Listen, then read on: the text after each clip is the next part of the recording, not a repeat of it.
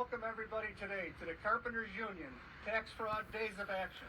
I'm Gary Perinar, Executive Secretary Treasurer of the Chicago Regional Council Carpenters.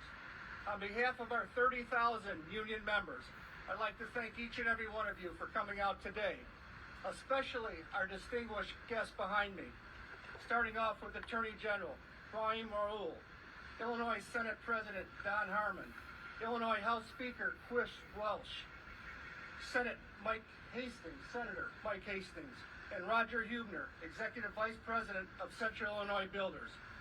We're here to talk about construction industry tax fraud.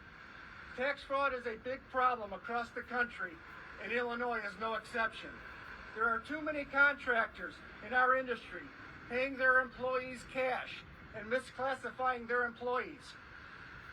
Every time this happens, this is less money that comes into the state of Illinois, across the cities and towns, for road improvements, education, public safety, and other services.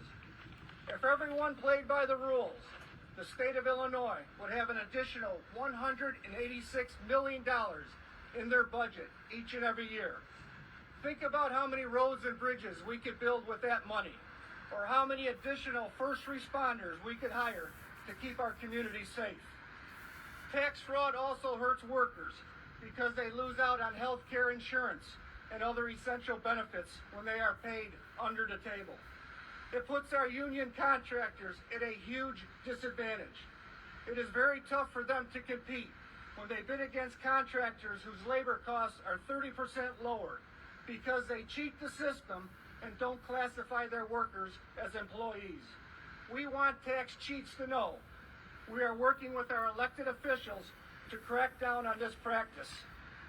We have helped draft legislation that would hold our contractors liable when they're found guilty of wage theft.